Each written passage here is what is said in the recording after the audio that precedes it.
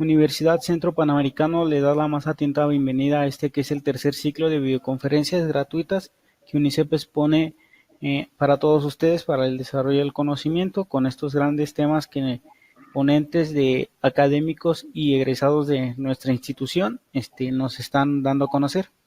Antes de comenzar, déjenme mencionarle un poco sobre el doctor Jairo León León. Él es doctor en investigación y docencia aquí por la Universidad CEPES México de 2017, es magíster en evaluación en educación por la USTA en 2002, especialista en docencia universitaria por la USLA en 1998, licenciado en filosofía y letras por la USTA en 1997, cuenta con un diplomado en docencia universitaria por la UPB en 2013, diplomado en formación humanística por la UPB en 2010, diplomado en manejo de ambientes virtuales para el aprendizaje por la USTA en 2018 y diplomado en informática para la docencia en la USTA 2004, autor de CD Epistemología compuesto por 8 módulos para desarrollar el proceso educativo bimodal en la Universidad Santo Tomás en 2017. Muchas gracias por su asistencia. Tiene la palabra, doctor. Muy buenas tardes.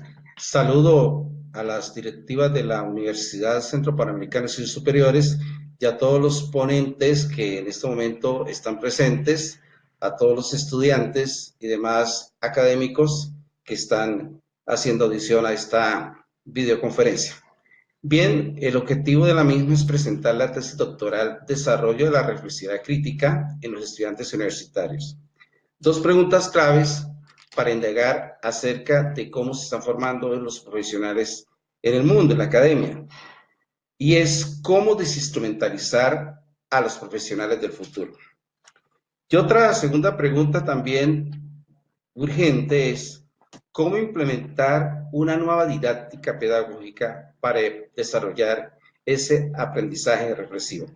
Si nosotros como profesores universitarios no entramos a la vida de los estudiantes, va a ser muy difícil estructurar un pensamiento y observaremos entonces los desmanes que hoy ha traído consigo la globalización, donde al parecer la misma academia está al servicio de intereses económicos, políticos, ideológicos y demás. Por esa razón es que decidí adelantar la tesis doctoral para el desarrollo crítico en los estudiantes universitarios. Pues al parecer, siguiente diapositiva, ingeniero, porque al parecer los arquitectos salen de la universidad, hacen muy buenos puentes, los abogados hacen muy buena gestión, conocen los códigos y demás, pero en lugar de ayudar a construir un mundo mejor para los seres humanos, se aprovechan de ese conocimiento y a partir de ahí se genera un proceso de deconstrucción.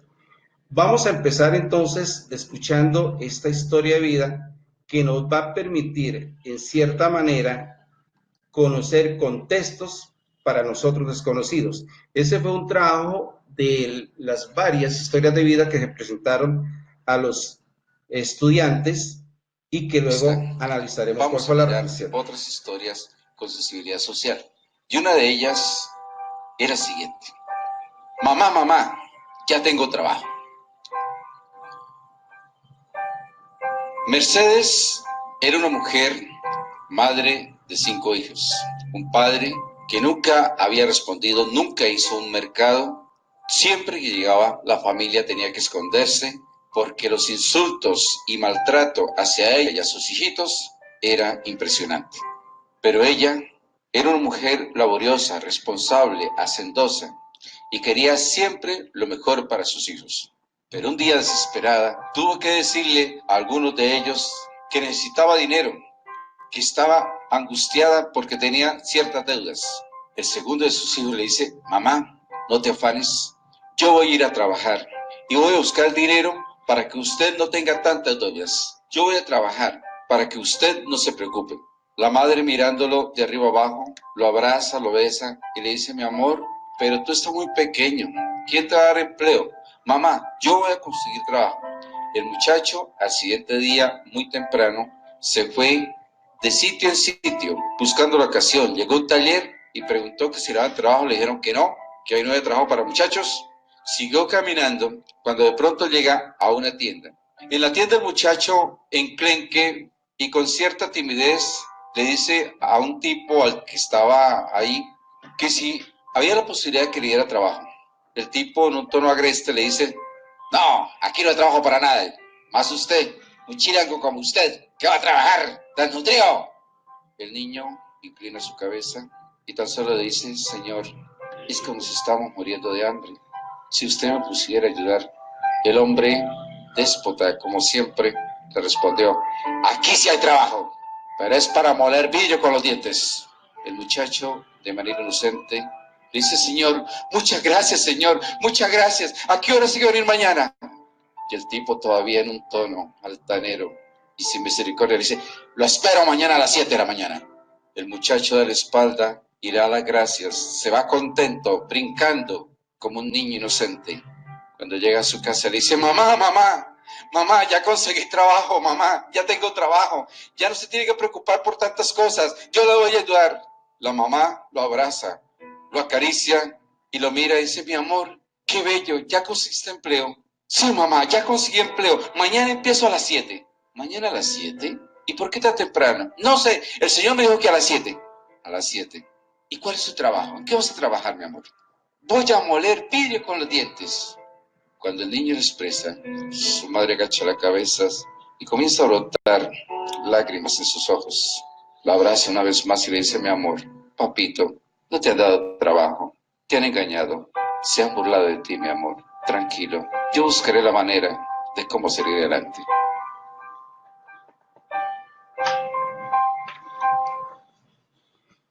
Bien, una como de miles de historias que pasan por la vida indiferentes a la academia, se quiso llevar a la universidad para que los profesionales en formación tuviesen en cuenta esas realidades ocultas que desconoce por completo los medios de comunicación y quizá la academia también está de espalda a la misma. Siguiente diapositiva, ingeniero. Por esa razón, se logró conectar lo que estaba pasando en este proceso de construcción humana y social y se pretendió a partir de la investigación un compromiso más serio desde los estudiantes que hoy están en formación para que no siguieran con esa instrumentalización del conocimiento donde se imperan doctrinas, donde imperan elementos epistemológicos, donde imperan incluso estrategias que muy seguramente no van a permitirle al estudiante desarrollar su liderazgo. Porque al parecer la globalización, aunque es interesante, gracias a ella hoy tenemos, por ejemplo, este servicio, esta bondad tecnológica de poder comunicarse con cualquier parte del mundo, es clave y un aplauso para ese proceso, pero también desconoce la condición humana de millones de personas que no tienen acceso a estas nuevas tecnologías. Según Heiber y Kinner, la educación superior está llamada a desarrollar el sentido crítico en sus futuros profesionales. Y ese sentido parte básicamente de tres elementos esenciales como son la autorreflexión, el yoica, la razón crítica, el contexto científico y la acción crítica, el mundo, aspectos que también comparte Anna Borobat y Adam Hill. ¿En qué significa el desarrollo del yoica? Es decir, entrar a lo que es el ser humano, porque yo no puedo hacer la reflexión externa a mí, sino interna a mí, por eso desarrollamos un taller personal de desarrollo evolutivo. La razón crítica es cuestionar completamente si se está haciendo una ciencia con conciencia y si la ciencia está al servicio de los seres humanos o por el contrario, la ciencia ha permitido unos desórdenes sociales, económicos y violentos. Y ya el mundo es mirar desde esa perspectiva, yo me estoy formando para formular, para crear un nuevo mundo, o será que mi conocimiento a futuro lo voy a emplear para seguir cercenando esas desigualdades sociales y para potenciar más la violencia y para generar más corrupciones. Por eso es muy importante determinar que dentro del objetivo general es desarrollar en los estudiantes de primero, cuarto y último semestre de la Facultad de Licenciatura en Lengua Castellana e Inglés de la Universidad Cooperativa de Colombia, Seccional Bucaramanga, destrezas y capacidades humanas a partir de diversos mecanismos metodológicos, actividades de interacción simbólica, documentales y fragmentos de historia de vida con sensibilidad social, con el fin de fortalecer en ellos la razón crítica, la autorreflexión crítica y la acción crítica desde su ejercicio profesional. Es decir, vamos a, en todo el proceso pedagógico, a desinstrumentalizar el conocimiento desde los sociales en que éste se está presentando. Por esa razón, observaremos muy brevemente, aunque es mucho más amplio, el siguiente marco teórico que fundamenta la ponencia. Y aquí hay un pensamiento que nos tiene que llamar a recapacitar. Hay que tener sensibilidad humana para aprender a escuchar el grito silencioso de los herederos de la miseria. León Debrán. La universidad no puede estar ajena a las afugiantes necesidades de las comunidades, sobre todo los más pobres. Porque si la academia se muestra indiferente a esa situación, muy probablemente no vamos a tener un mundo mejor, un ser humano mejor. Ya Marta Nussbaum decía, ¿para qué hacemos campañas en mejorar el planeta o campañas para fundamentar valores si no se educa a mejores seres humanos? El profesor, cuando está frente a un grupo de estudiantes, tiene la oportunidad de irradiar vida, posibilidades humanas. Está frente a un grupo de diversidad cultural y expectativas de vida nacientes. Son jóvenes con sueños, visiones y proyectos. Por tanto, el maestro debe prodigarles formación para el liderazgo, enseñarles a marcar su propia huella para que salgan del montón. Robert Ennis dice, promover el desarrollo desde un pensamiento horizontal y no vertical si se desea ser libre y feliz. Bien, entonces lo que se pretende desde la educación es precisamente avanzar en la construcción humana que ha dejado por fuera a millones en el mundo. Por eso también hay que hablar desde lo que es la reflexibilidad crítica. La educación superior debe ayudar a la transformación social para que la idoneidad profesional sea reconocida no solo por su especialidad profesional, sino por la reconstrucción social de la realidad, tal como lo plantea Peter Bergson. Por eso, como lo dice Blocher, el desarrollo de la reflexividad crítica requiere de maestros, no de profesores, tutores o demás.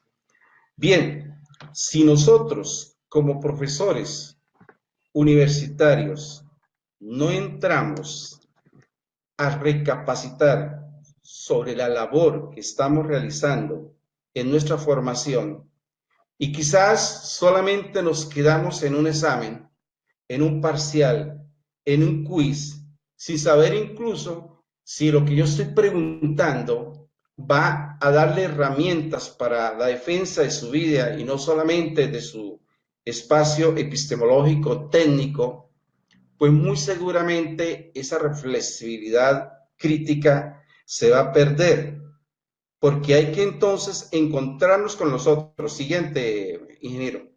Hay que encontrarnos con los otros para poder entender qué está pasando en las comunidades. Por eso desde la etnometodología, esa debe partir de la escucha, Hoy nadie escucha a nadie. Es más, con estos avances tecnológicos que se están presentando, parece ser que nos estamos comunicando con gente de fuera, pero ni siquiera nos estamos comunicando con los cercanos. Por eso el eslogan inicial era: hay que tener sensibilidad humana para aprender a escuchar el grito silencioso de los herederos de la miseria.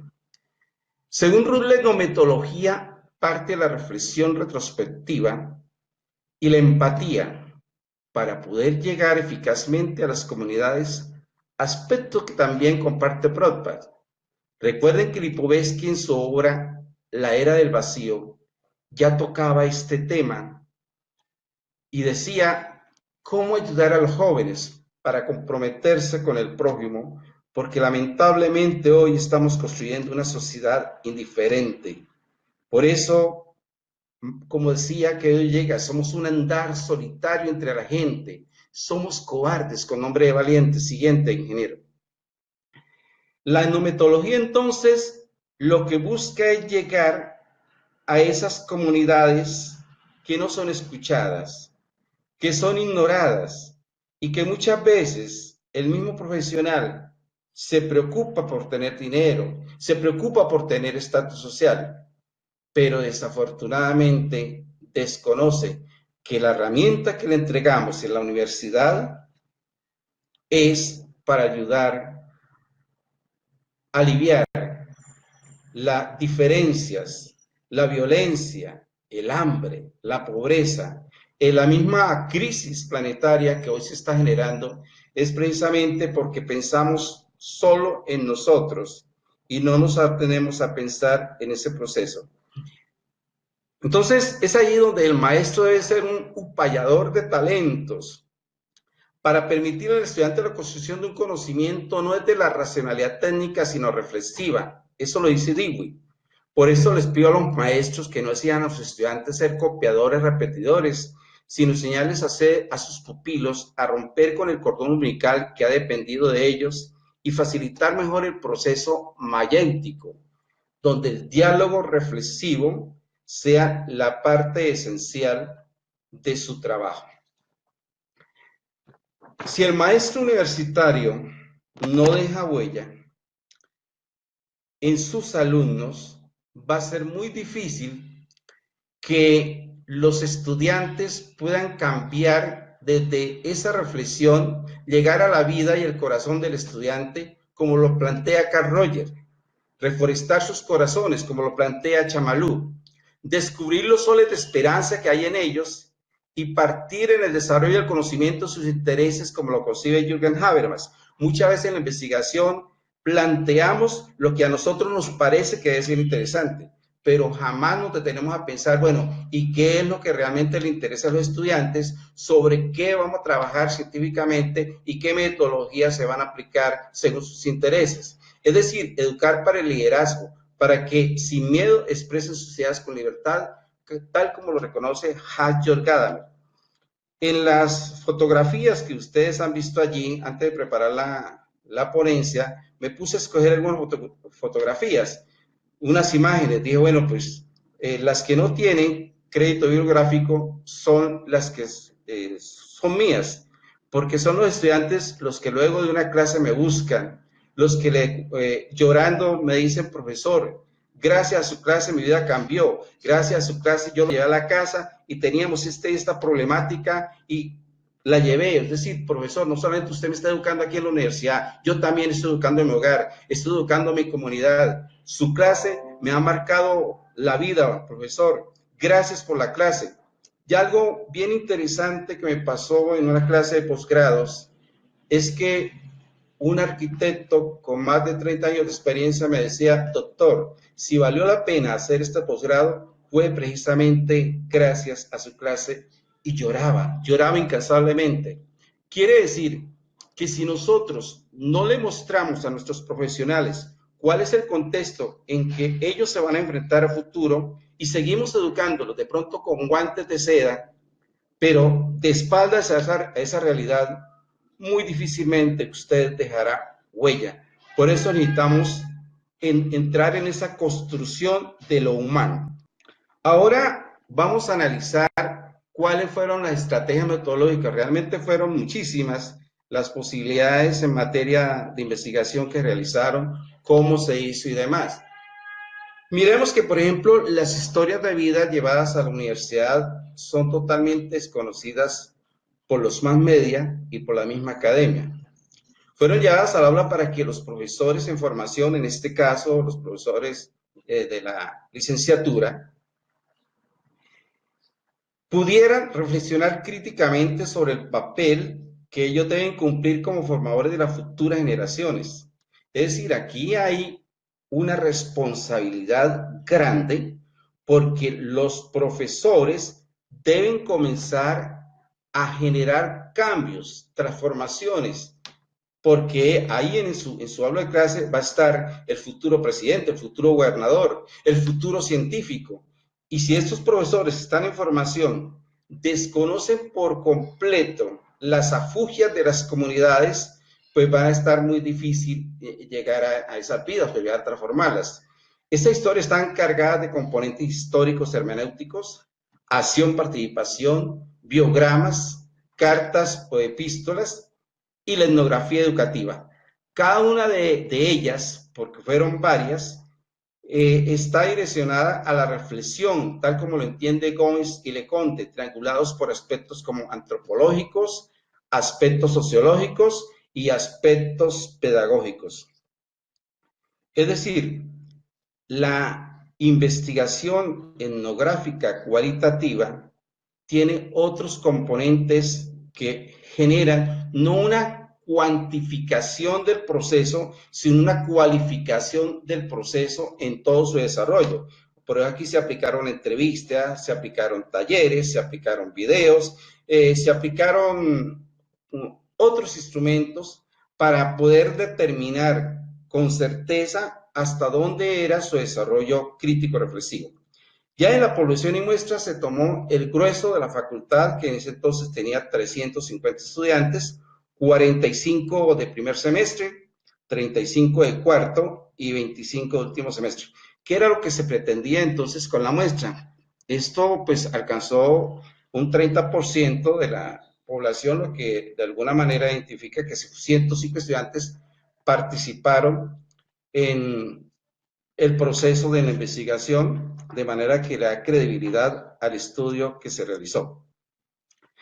La idea, ¿cuál era? La idea era determinar si había mayor desarrollo de la reflexividad crítica en los estudiantes que acababan de llegar, cómo se iba evidenciando ese proceso reflexivo en los estudiantes de cuarto y cómo se iban los estudiantes de la universidad a nivel crítico reflexivo. Esto fue muy interesante porque en los primeros semestres, usted sabe, la mayoría ya siendo adolescentes, todavía tienen la madurez adecuada y posiblemente las expresiones que puedan dar son desde la sensibilidad, sin tener en cuenta un contexto científico, universitario y demás. Luego ya en el proceso de formación se vuelven mucho más críticos, más cuestionadores de ese proceso. La idea era precisamente eso, que ellos desarrollen el proceso. Y ya cuando se van de la universidad, se van con un compromiso. Miremos entonces que de los análisis y los resultados que se alcanzaron desde allí.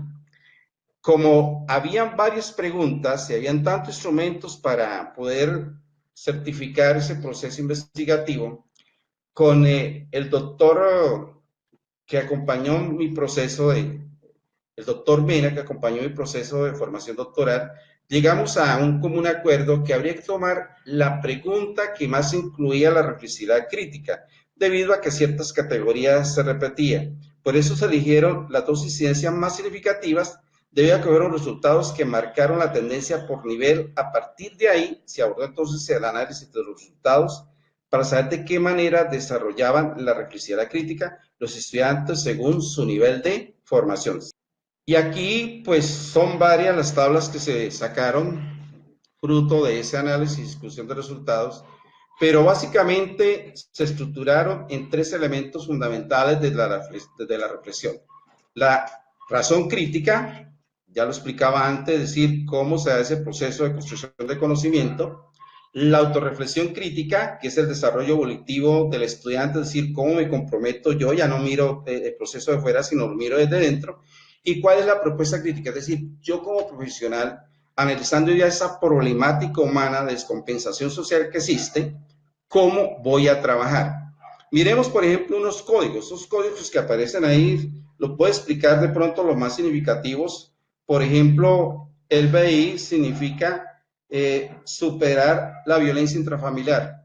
Para ellos es muy importante que si se quiere construir una nueva sociedad o con otro mundo posible, hay que atacar y hay que trabajar fuertemente en remediar la violencia intrafamiliar. Y ahí estuvieron 60 estudiantes bastante comprometidos en eso. El ERNF es educar desde la realidad y no de la fantasía. Ellos expresaban, bueno, profesor, si todos los profesores nos dijeran lo mismo y nos mostraran el mundo como usted nos lo está mostrando, posiblemente nosotros saldríamos de la universidad a hacer otra cosa diferente y no de pronto como inicialmente teníamos, solamente hacer plata, solamente posición social. Entonces, para ellos sí les parece muy importante que no se eduque con guantes de seda, que no se eduque desde una estructura epistemológica, científica o técnica, sino desde una estructura mucho más humana, mucho más ontológica. Y el otro elemento, por ejemplo, el EF es no a la explotación infantil. Ya estamos muy angustiados porque no sé cómo lo ven en sus países, pero aquí en Colombia tenemos el tercer nefasto lugar donde más se violan y matan niños. Es ahí donde uno tiene que comenzar a reflexionar, bueno, y si estamos matando a la esperanza del mundo, ¿qué nos deparará el día de mañana? Esa es la razón por la cual pues los muchachos hoy ya ven con cierto interés, con compromiso, cómo se tiene que reflexionar a partir del desarrollo científico y que también ayude en la construcción de estos procesos. Ahora vemos la autorreflexión crítica, donde tenemos el valor a la familia. Ellos entienden que definitivamente toda la problemática emergente que hoy se está viviendo, toda la fugia, es precisamente porque la familia se ha desintegrado. Por eso ellos entienden que el valor fundamentado en la familia es esencial, porque una familia desintegrada genera todos los problemas sociales, violentos y demás que hoy estamos todos sufriendo.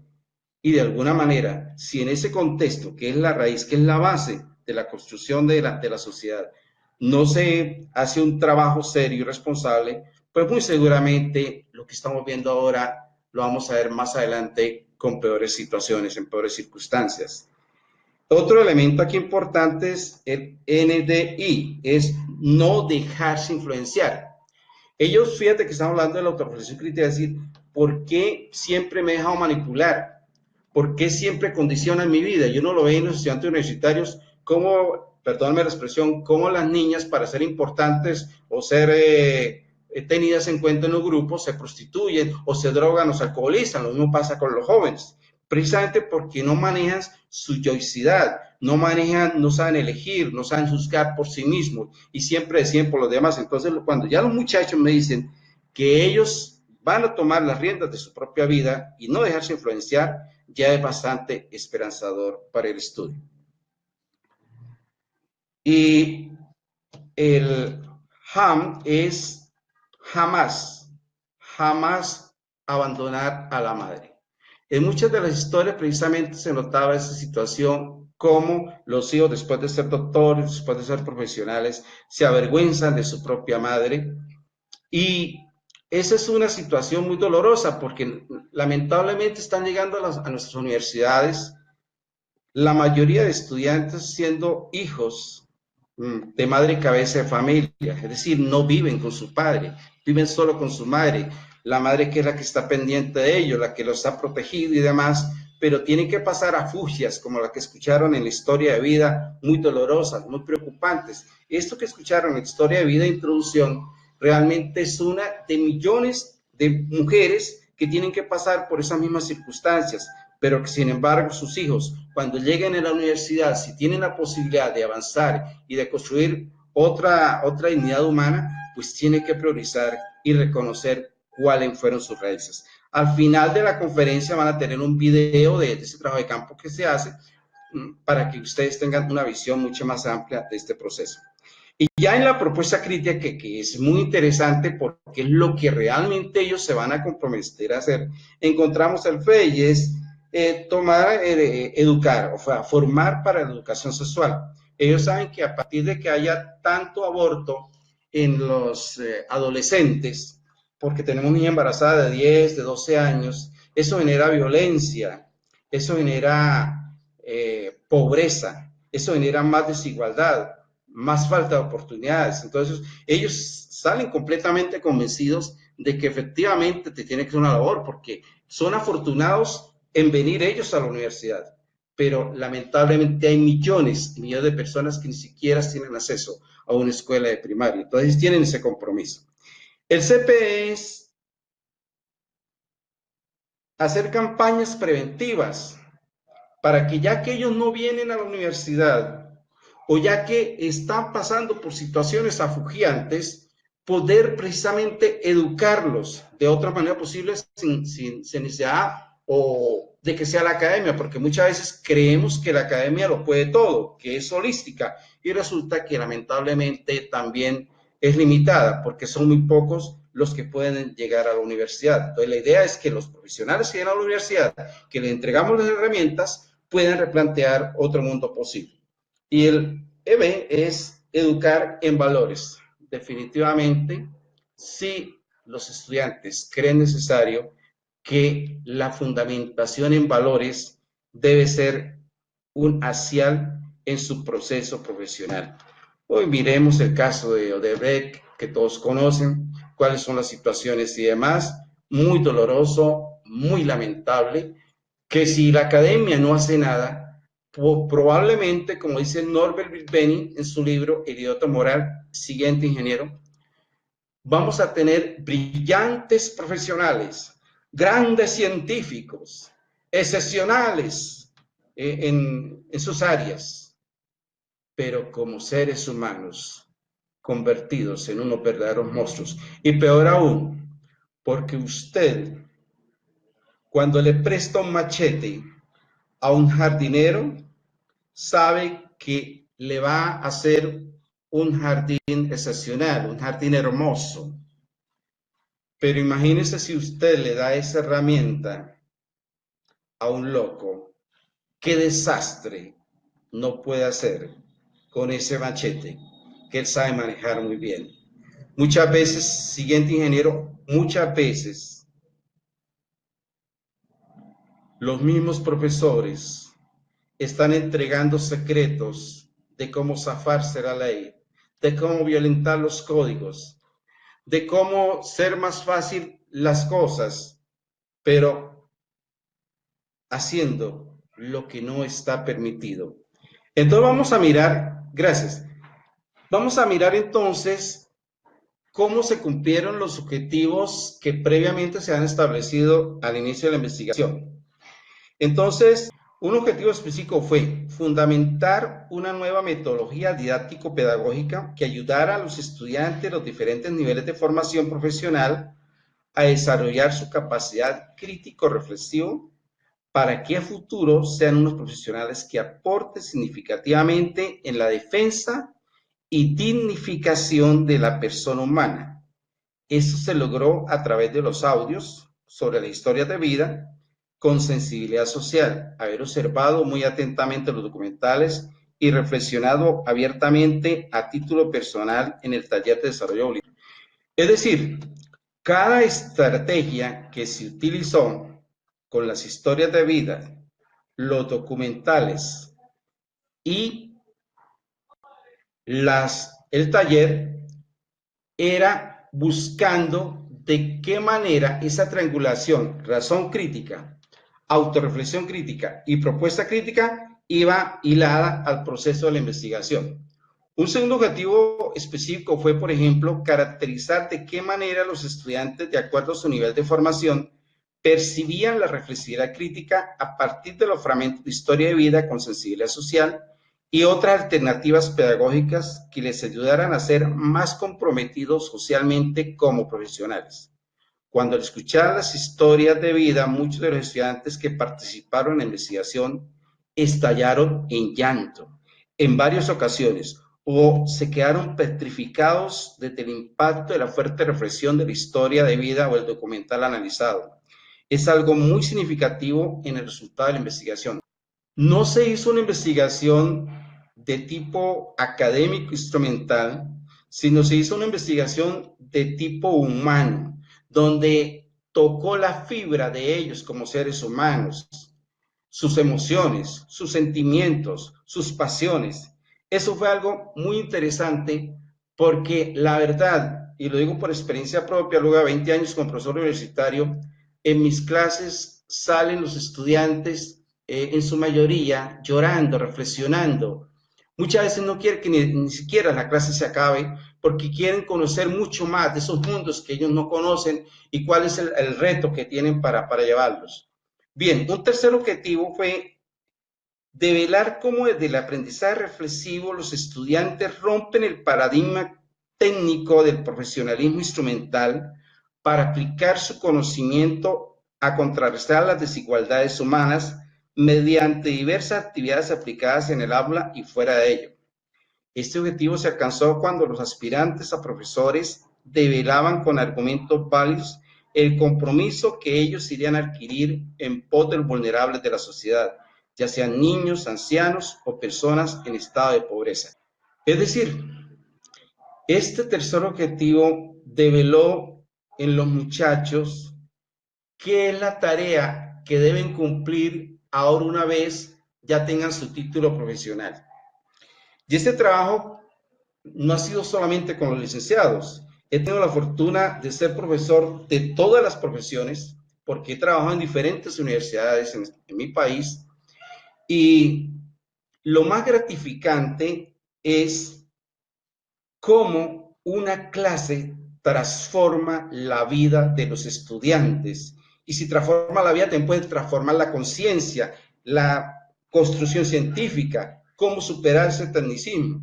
Por eso, las recomendaciones a partir de la investigación doctoral es exaltar la importancia de tener en cuenta el palpitar de las emociones de los estudiantes universitarios para poder ampliar los horizontes de sentido en el proceso de la formación profesional críticamente reflexivo. Por ejemplo, en varias ocasiones los profesores en formación han expresado que a partir de las clases ese tipo de pedagogía les ha cambiado 180 grados la vida. Es decir, mi vida cambió 180. Y esto ha sido muy renuente, no solamente con los licenciados, no solamente con los abogados, no solamente con arquitectos, con los ingenieros, sino con todos los en los que la vida me ha dado la fortuna de poder compartir esas enseñanzas, porque es que hay que llegar al corazón de los estudiantes, porque ellos no son objetos, ellos son sujetos que sienten, que lloran, que se entristecen. Es decir, nosotros, profesor y estudiante, en ese diálogo permanente reflexivo, debemos entender las afugias de esa condición humana. Siguiente, ingeniero. De esa condición humana que está ahí y que estamos llamados precisamente como académicos y como profesionales a reconstruir o a reforestar de otra manera posible mi país, mi comunidad, a tantas personas que hoy están, que son los olvidados de la tierra. El trabajo realizado ha sido satisfactorio en el sentido de que tanto las historias de vida, los documentales y el taller de desarrollo auditivo alcanzaron altos niveles de desarrollo de la reflexividad crítica, lo que demuestra que esta estrategia pedagógica será una muy buena herramienta para implementar en la formación de profesionales críticamente reflexivos. Siguiente, ingeniero. Es decir, se evidenció a partir de todo el proceso que llegar desde el punto de vista ontológico con las artes liberales, para no convertir el arte liberal en serviles, estoy hablando de la antropología, de la sociología, de la filosofía, del derecho y de todas las ciencias, que nos tienen que despertar un espíritu libre para que nuestros estudiantes disfruten su carrera, tengan un proyecto de vida consciente y comprometido con las generaciones del futuro.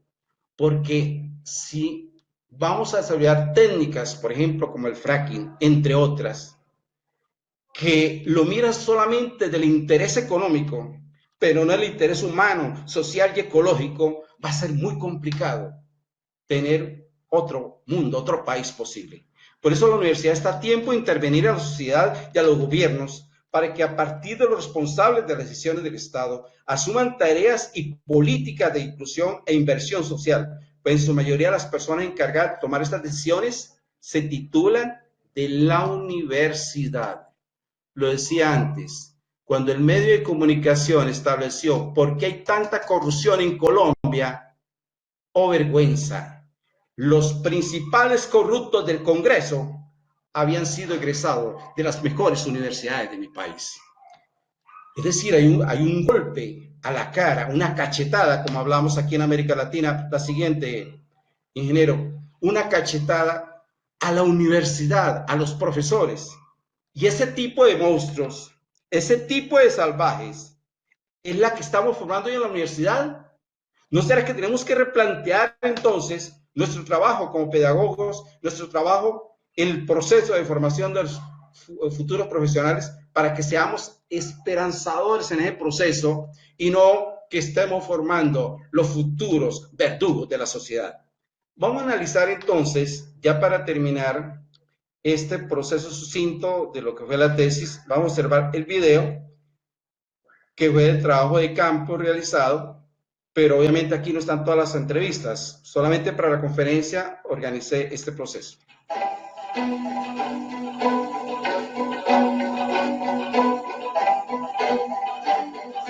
En este momento nos encontramos en la Universidad Cooperativa de Colombia y voy a aplicar las encuestas a los estudiantes sobre las historias sobre reflexibilidad crítica.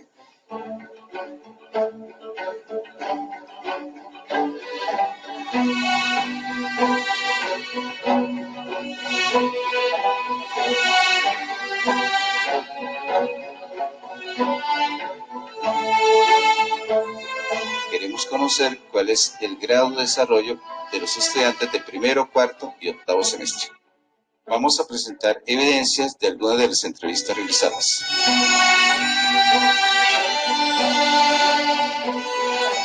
Mi nombre es Iván Joel Rangel Pardo. Yo como profesional pienso que podría aportar a través de la enseñanza el aspecto de formar personas que tengan valores, de modo que no cometan errores, por ejemplo, como embarazos prematuros, la delincuencia, y valorar quiénes son.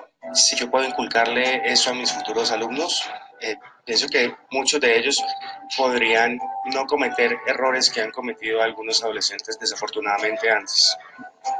Mi nombre es Mariana Esparza, estoy en el programa de licenciatura en lengua castellana e inglés. Yo considero que una posible solución a esta problemática acerca del mecanismo de prevención y planificación familiar, yo creo que debería empezar por nuestros niños, ya que siempre ha existido como esos mitos de que nuestros niños no están preparados para poder aceptar un tema como estos, y es mentira. Nuestros niños realmente tienen una capacidad muy grande para poder entender y poder ser reflexivos acerca de un tema como estos.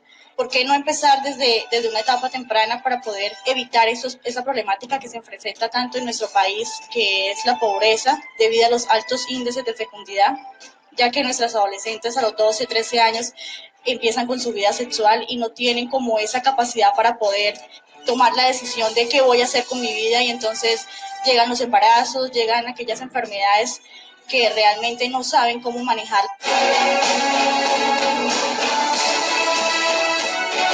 Mi nombre es María Fernanda Cabarcas.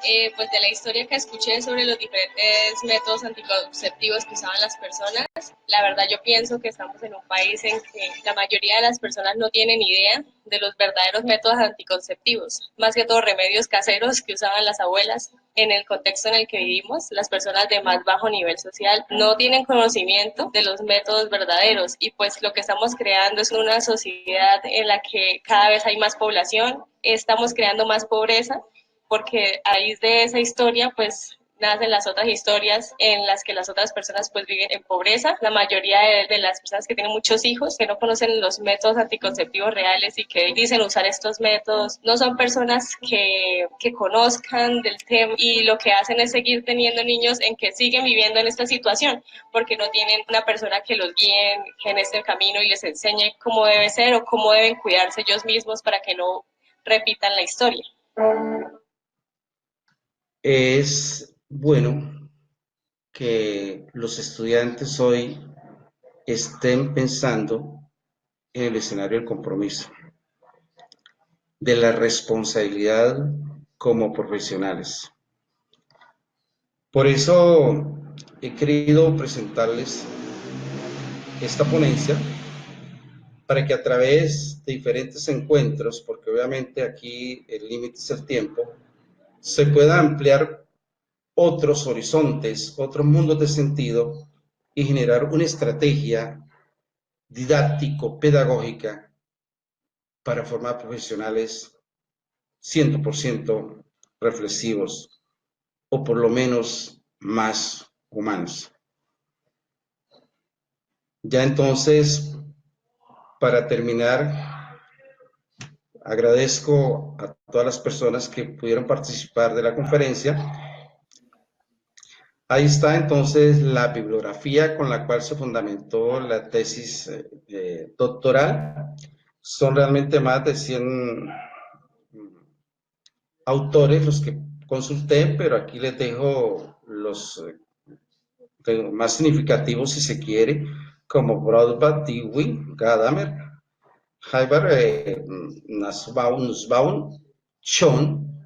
Donald Schoen es gran parte del trabajo que se pudo realizar o presentar aquí en la ponencia como tal. Bien, muchas gracias entonces por la participación. Una vez más, gracias a la Universidad Centro Panamericano de Estudios Superiores por abrir este escenario muy interesante.